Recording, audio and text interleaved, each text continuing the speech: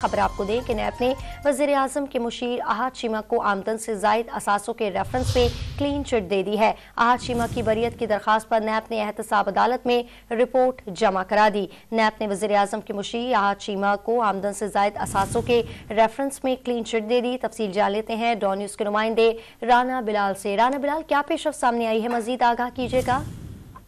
जी देखिए, नैब ने वज़ीर आज़म के मुशीर अहद चीमा को आमदन से जायद असासों के रेफरेंस में क्लीन चिट दे दी है। अहद चीमा की बरियत की दरखास्त पर नैब ने जो रिपोर्ट एहतसाब अदालत में जमा कराई थी, उसकी कॉपी डॉन न्यूज़ ने हासिल की है, जिसके मुताबिक नैब ने ये लिखा है कि अहद चीमा के खिलाफ आमदन से जायद असासों का नैब रेफरेंस नहीं बनता और अहद चीमा के तमाम असासे उनकी आमदन से मुताबिकत रखते हैं। अहद चीमा के मुबैना बेनामी दारों ने अपनी जाती इनकम से ये प्रॉपर्टीज बनाई थी और इन प्रॉपर्टीज को अहद चीमा से लिंक नहीं किया जा सकता। इसके साथ साथ नैब रिपोर्ट में यह भी कहा गया है कि इन्वेस्टिगेशन के मुताबिक अहद चीमा की कुल आमदन 213 मिलियन थी और अखराजात 131 मिलियन थे। अहद चीमा के बनाए गए असासे उनकी आमदन से मुताबिकत रखते हैं। री इन्वेस्टिगेशन के दौरान अहद चीमा ने अपनी इनकम और मुनाफा से मुतालिक रिकॉर्ड भी नैब को दिया था। नैब ने इस रिकॉर्ड की वेरिफिकेशन की है और ये रिकॉर्ड दुरुस्त साबित हुआ है।